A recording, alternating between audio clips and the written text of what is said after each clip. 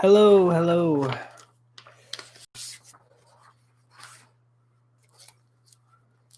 So I just wanted to go live just for a little bit, not too long tonight, and just kind of talk comics. I had a lot of fun doing that the other night, so I figured it would be good to do it again. So yeah, I hope everyone's doing well. I am. It's a Monday night. Good old Monday nights, which suck. So I picked up my poll list on, I think, last Wednesday, the day of craziness. I was like, I'm when I got off work, I was like, I'm just going to go to the comic book store. I wanted to get away for a little bit. So I went to the comic book store, which was fun. But I also I've been kind of like decorating my room more and more every time, because now that I work from home and I'm like working here, I look around it all day and I see like what I want to do better with it. So I with the shelf, I got the new comic book shelf, and then I got the just the organization of it all. Like, for instance, like my Nerd Room tour is already out of date, not only because I have more comics, but because I've redone my entertainment stand that has my TV on it. It had different random consoles on it, and now I thought it'd look cool to have all of the Sony consoles. So I have the PlayStation 1, the PlayStation 2, the PlayStation 3, the PlayStation 4, and then the PlayStation 5 is next to the TV. And so like I've done stuff like that. I've changed like the HDMI outputs and everything. And then I got a new light. So that same day I went to the comic book store, I got a one of those smart bulbs. Actually, here's the box. It's this here. It's the Direct Connect Smart Bulb by GE, C by GE. It can compare to your smart devices. The thing I like about it, the thing I wanted, was I really like people who have rooms with like blue light or like a darker, dimmer light. And this is so I bought a lamp, like a cheap lamp from Target, and set it up. And the smart bulb is connected to your phone, and you can change it to like any color you want. So I think that's kind of cool because it just changes up the look. And sometimes at night, like when I watch movies and stuff, I don't always want it to be 100% dark. I just don't. It makes me tired, and I think the blue light is more calming. I don't think I could sleep with it like some people do, but I like having like a little extra flair to when I'm like in relaxing, and the blue light like helps with like anxiety and things like that. But you can change it to any color you want. So if I want like a reading corner, I put it right next to my TV. Here, I'll just show you. It's easier. So I have my TV here,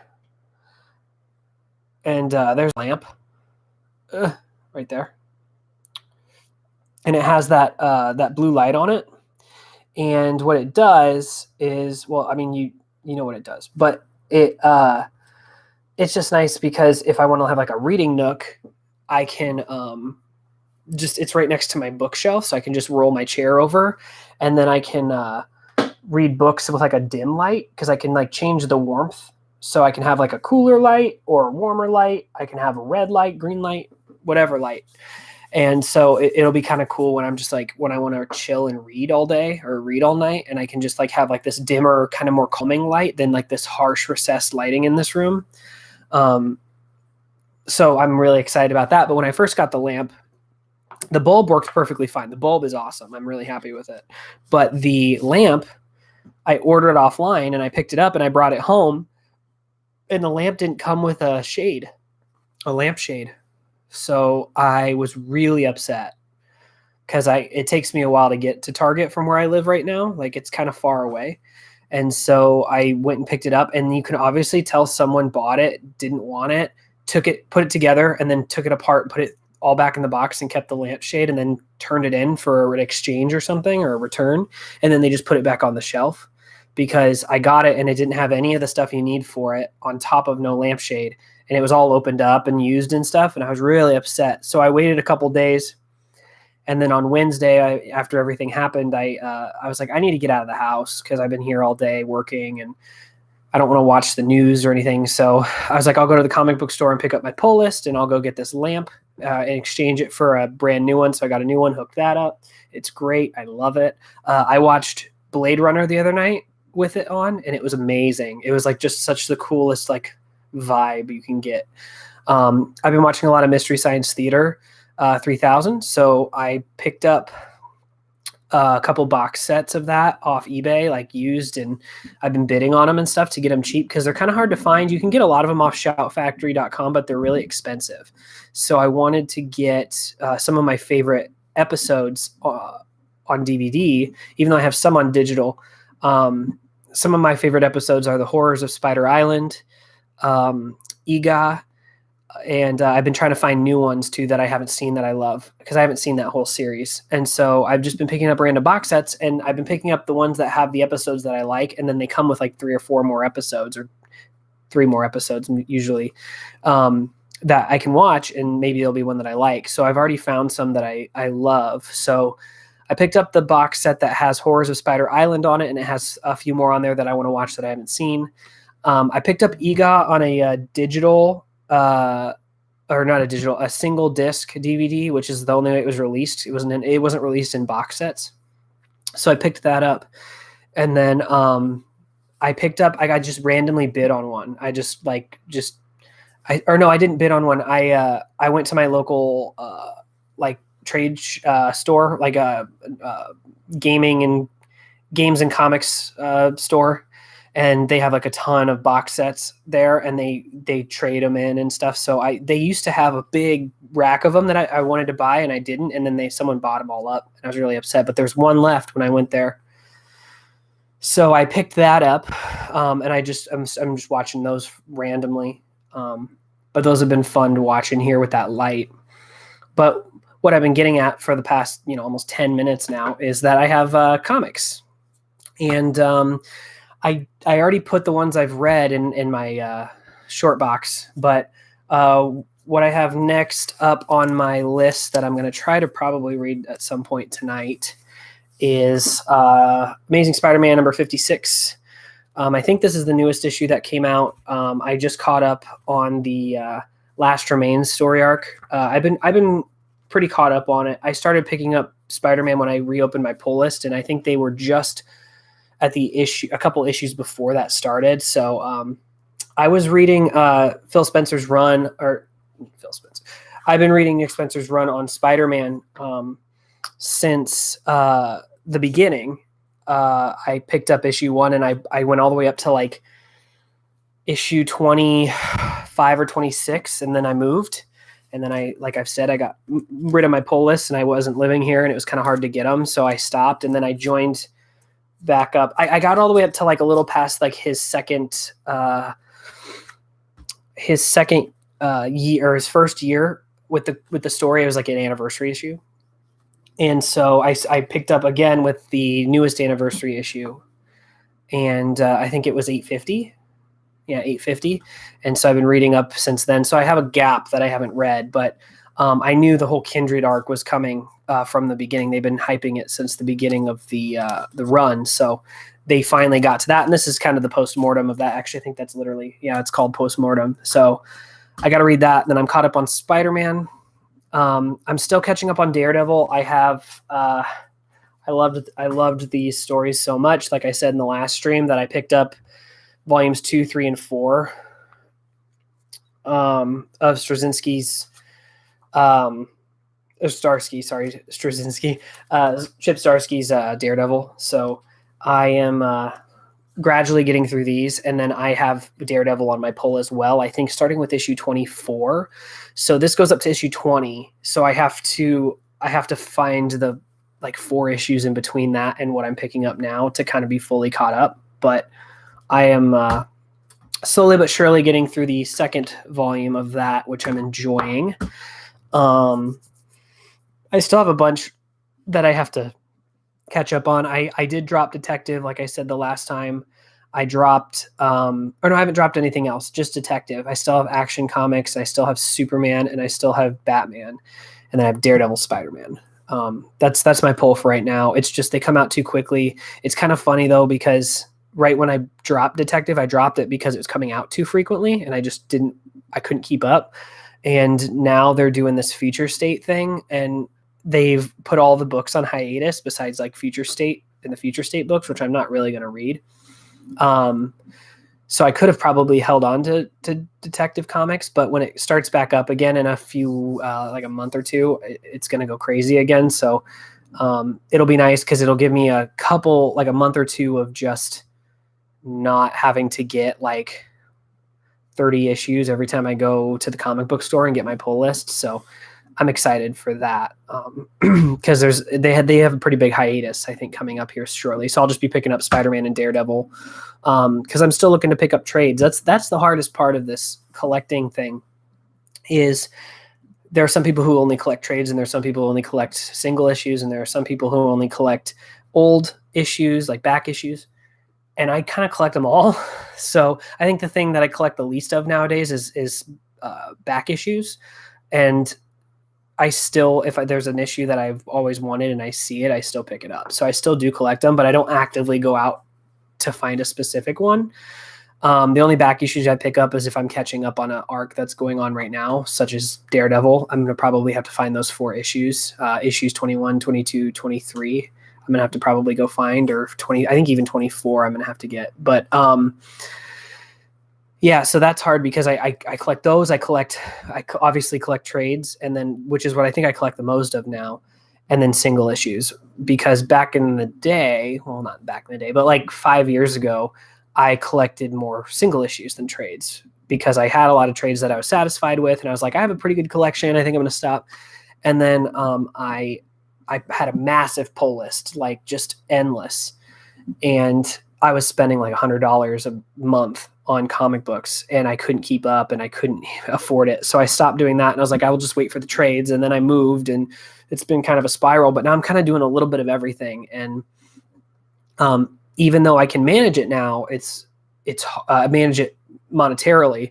It's hard to manage like with time. I run out of time every day to read all this stuff.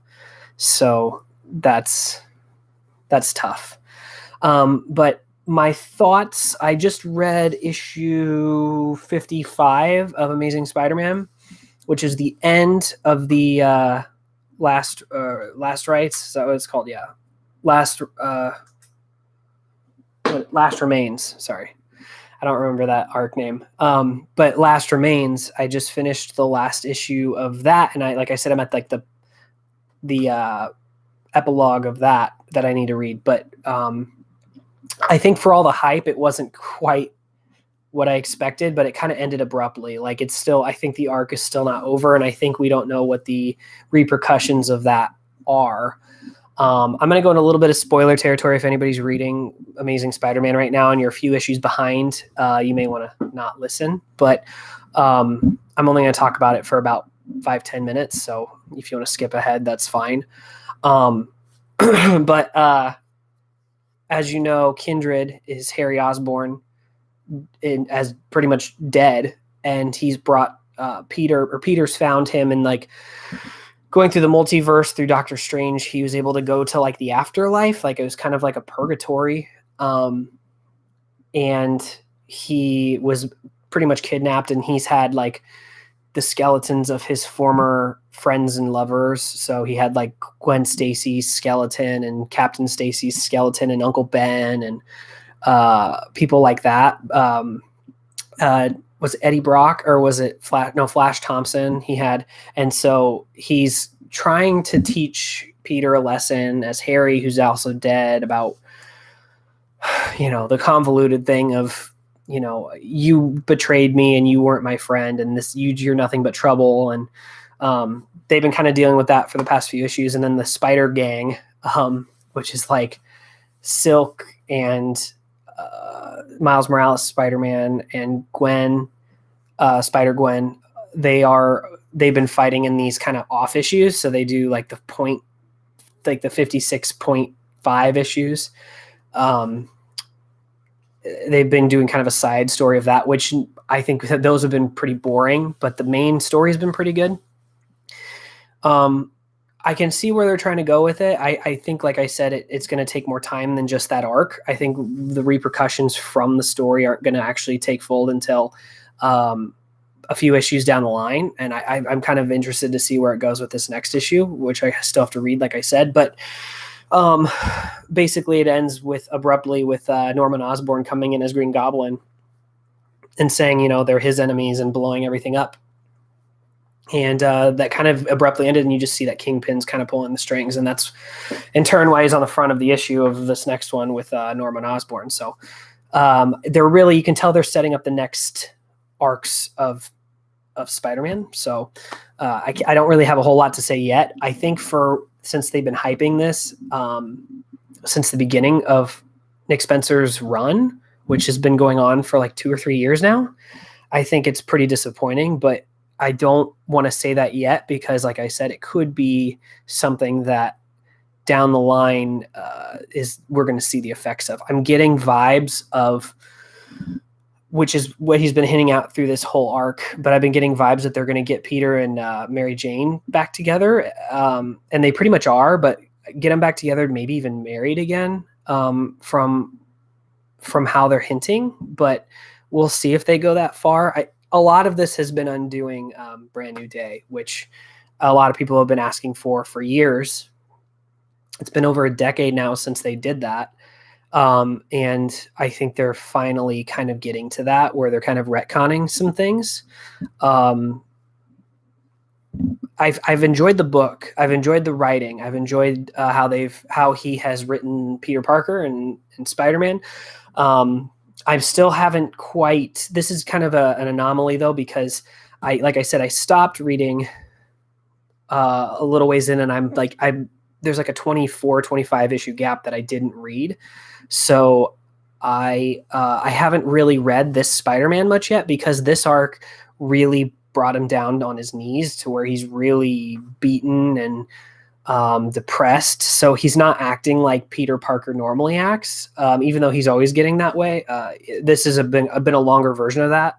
So kind of like the Gwen Stacy stuff. So I don't know 100% how it's been going since, but I'm obviously going to keep reading it and see what happens. And obviously I'm going to pick this up until I see the end of the run, at least, because it's just so fantastic. And Spider-Man's in that too. So lots of Spider-Man, even in Daredevil. So yeah, that's exciting. But I've read those. I've caught up on Spider-Man, and that's kind of my general non-spoilerly kind of opinion of the story arcs that have been going on. I still got to catch up on Superman. Still got to catch up on Batman. I read the big 1027, which I talked about in the last stream, and I talked about kind of how my opinions on Superman and Batman right now. So that's really all I'm working on now. When it comes to trades, I just ordered volume 3 of Mark Waid's Daredevil because I remember reading that. That was another one kind of like this run, Starsky's run, where I am kind of picking up the trades to catch up on the single issues. But what happened with Mark Waid's run was he wrote it for so long, and I was in college at the time that I picked up like the newest issues, and then I read kind of up close to that, and then there was a gap, and then I started reading the single issues, and then I stopped picking up the single issues because I couldn't afford them, and then there's a gap. So I don't really remember the run, and it's been a couple years since it's probably been even longer. I don't think I've read the first and second volumes of Mark Waid's Daredevil since I was probably 7 or 8 years now. So maybe 6 or 7 years. So I'm going to reread all those and get up to 3, and then I'm going to kind of keep going through those. I'm on a big Daredevil kick right now, but it's not anything new. I get on a Daredevil kick once every couple months, once a month, once every other month.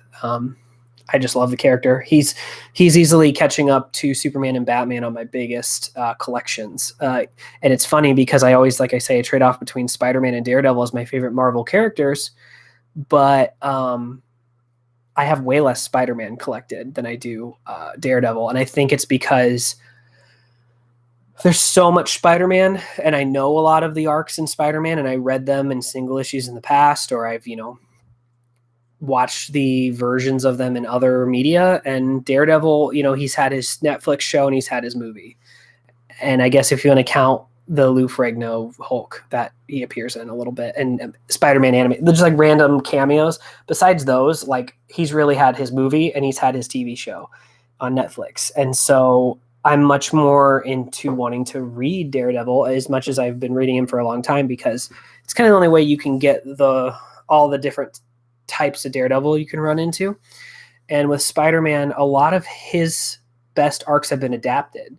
And if they haven't been adapted, I've read them. So I always will collect Spider-Man, but I just don't have a rush to do it, because when I get on a Spider-Man kick, I can watch one of the movies, or I can play the video game, or I can read the comics I have now, or the countless Spider-Man things you can do. With Daredevil, I can read the comics, I can watch the very mediocre movie, or I can watch the amazing television show, which I've watched over and over again.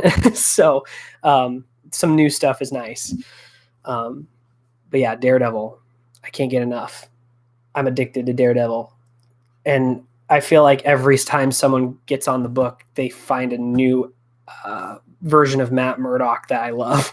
Like, they create a new one that's totally in character.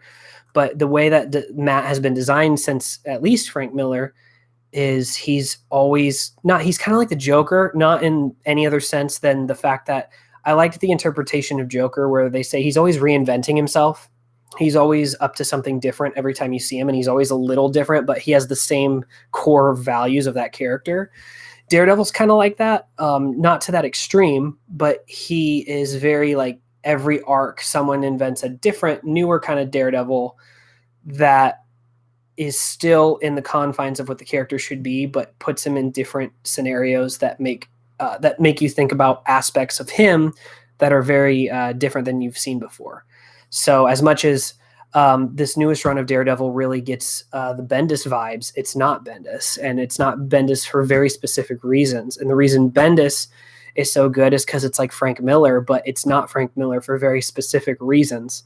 And almost any Mark Waid is the same way, except for Mark Waid is taking all of that, and instead of saying, this is this version, but not exactly for these specific reasons, this is as far away as we can get with the confines, and we turn it into another swashbuckling kind of story, which I love as well. And it makes sense because Matt is always going through something different in his life, whether he is running for mayor, or he has been hit by a truck, or his apartment's been blown up, or if his identity has been exposed, or if one of his lovers is killed. Like, he's always going through something different. He's never like, as much as I love Superman is always Superman.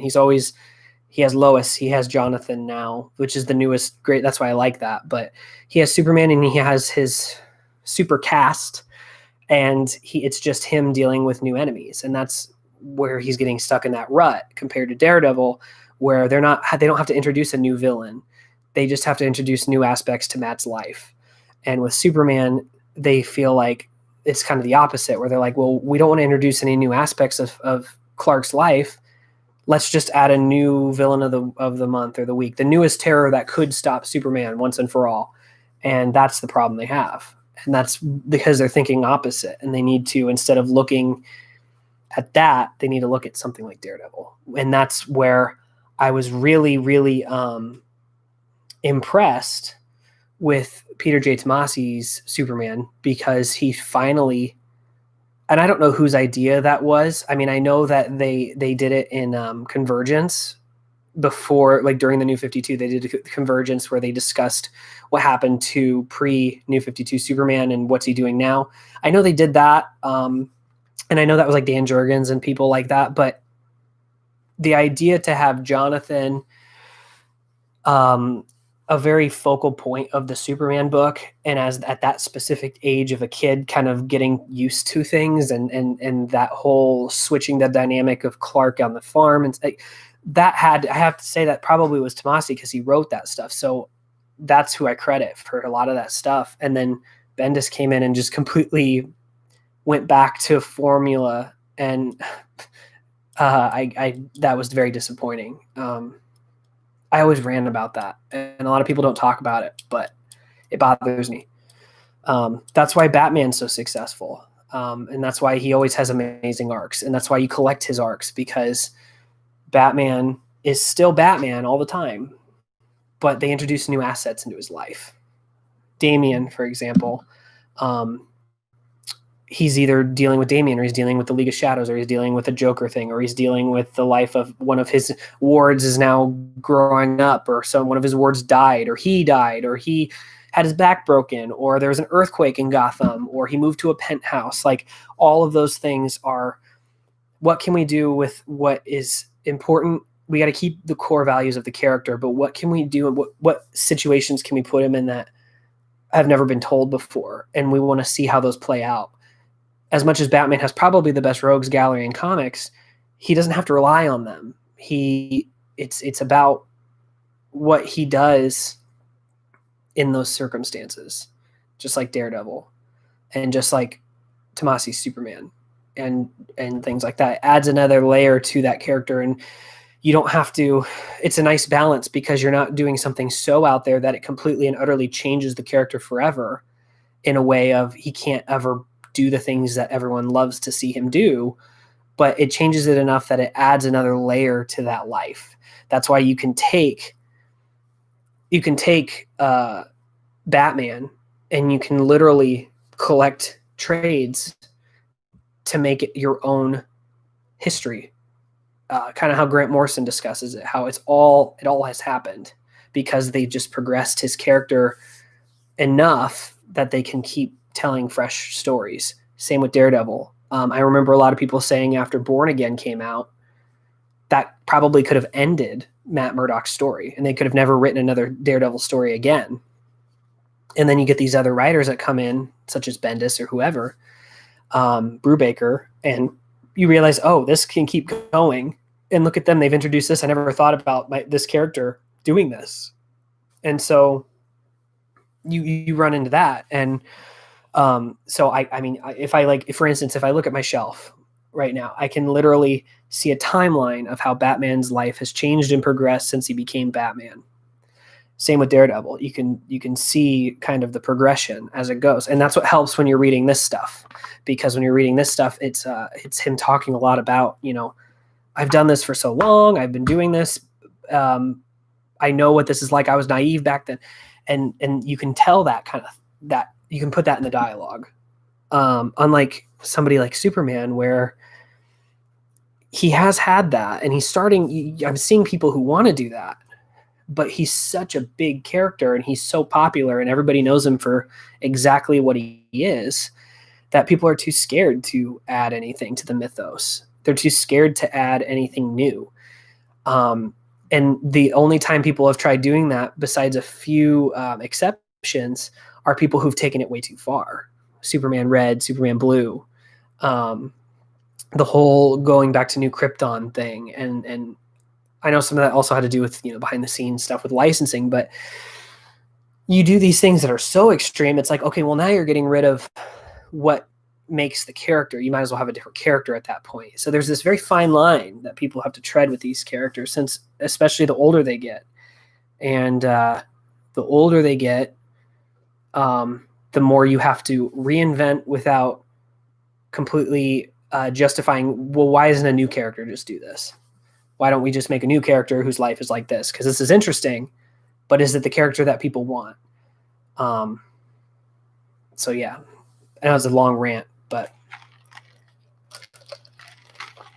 they've done that with Hulk too. They've done that with Hulk, where they've done the different aspects of the monster inside. Gray Hulk and Joe Fixit and Savage Hulk, and now they have the whole Immortal Hulk arc going on, which is a whole different version of the whole split personality thing. They added that to the character, but it's still Hulk. It's still Bruce Banner fighting his demons, or whomever. and that's what makes it good. And so you can sit there and you can go, oh, this is when he first was Hulk and he just had the green raging Hulk. And this is, and this is when he started to realize that they're split more. Oh, and then Spider-Man's kind of the same way. And, there are arcs that people don't like, but at least people are keeping that alive. As much as the Clone Saga is hated, and it was hated when it came out, it's a part of Spider-Man's history that people think about. There's that whole Clone Saga, and you see the costume in every video game, and you see, all that. Same with the Venom arc and things like that. So, yeah, that's, I think, a very important, integral part to the character.